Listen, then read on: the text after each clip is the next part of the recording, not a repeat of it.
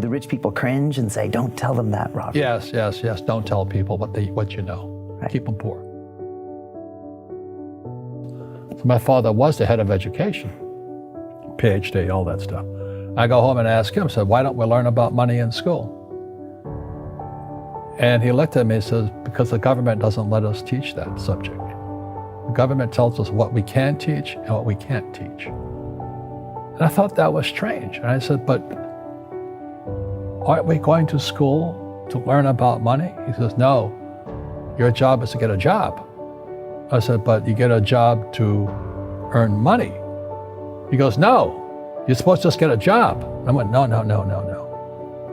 Isn't the purpose of a job to earn money? He goes, you're correct. I said, so why don't I just learn about money? I can skip the job part, you know? And he got flustered and he said, look, if you want to learn about money, why don't you ask your best friend's father about money? And I said, why? That's Mike. So why ask him?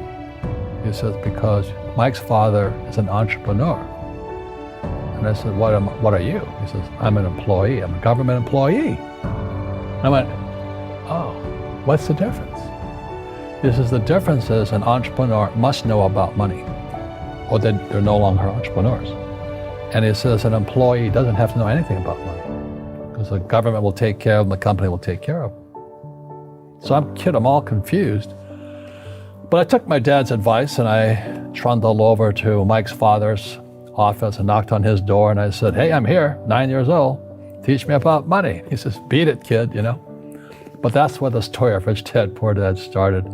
And finally, through persistence, my rich dad started teaching me about money on one condition. And that condition was he would never pay me. He says, the moment I pay you, you think like an employee. He says, that's the trap. Entrepreneurs work for free.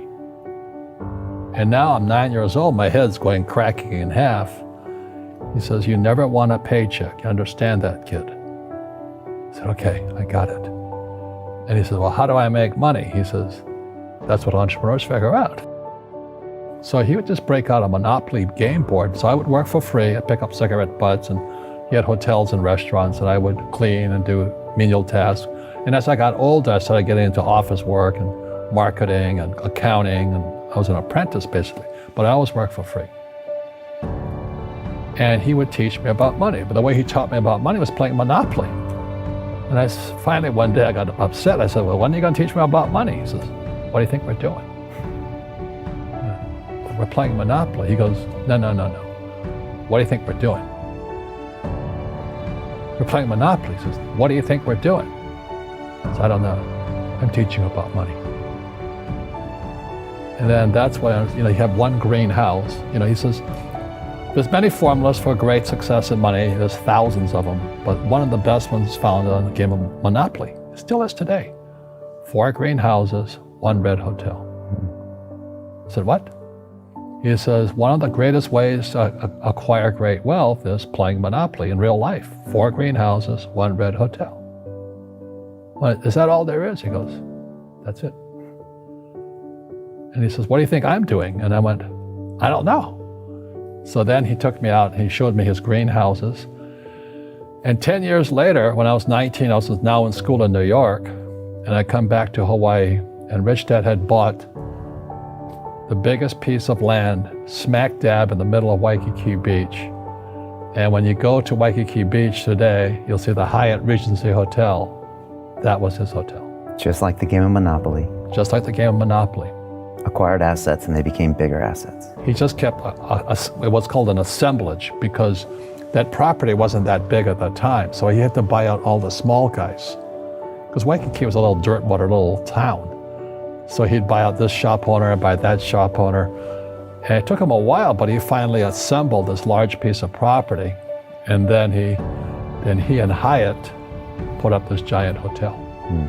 And it just sold for $800 million. So that's how I learned about money. I've had financial crashes. I've had people stab me in the back, but they're all good because I grow from it. That's spirituality. People who are afraid of making mistakes, like they teach in school, they don't ever grow because spirituality is there's good and there's bad, there's right and there's wrong, there's up and there's down.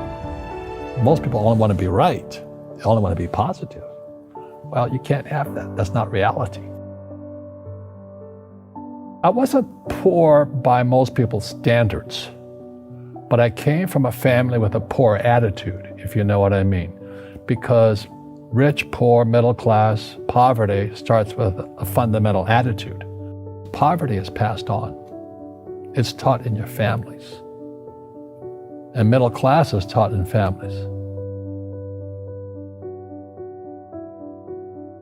And so the people right now who are sitting at home, who are struggling financially or worried about money or unhappy, they may be making a lot of money, but unhappy with what they're doing, it was probably taught to you. You know, your superego was taught, get a job, work hard, or you'll never be rich, or the rich are evil, or whatever. The school system will never teach you about money. The school system was designed to teach you to be an employee, which is important, or a doctor or a lawyer, a specialist, but never about money. And what most people lack is real business knowledge, like accounting, like debt, like taxes. You gotta know that stuff, but they don't teach it in school to anybody. So, and then when people ask me, how did your rich dad learn this when your poor dad, a PhD, didn't? And the answer is very simply, my rich dad was my best friend's father. His father died when he was 13. So his rich dad had this family business at 13 to run. So he had to drop out of school, which was his blessing. There's blessings, and sometimes the blessing doesn't look like a blessing, but it turned out to be a blessing. And then his teachers became his bookkeeper, his accountant, his attorney, his banker, his real estate agents. So he has what I call real teachers, not these fake teachers in school. You see, most teachers in school, they're out of ethics. They teach subjects they themselves don't practice. So what I say to young people is, you find your game.